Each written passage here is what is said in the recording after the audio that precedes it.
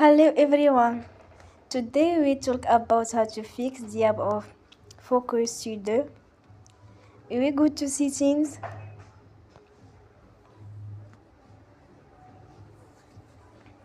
Then we click on apps.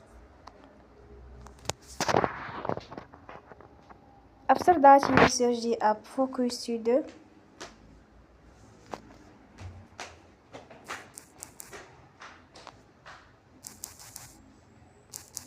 And you will click.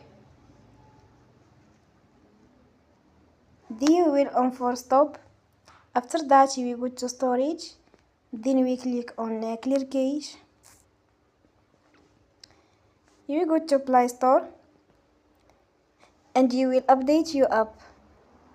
Don't forget to support us. Bye, like and subscribe. See you next time and thank you for watching.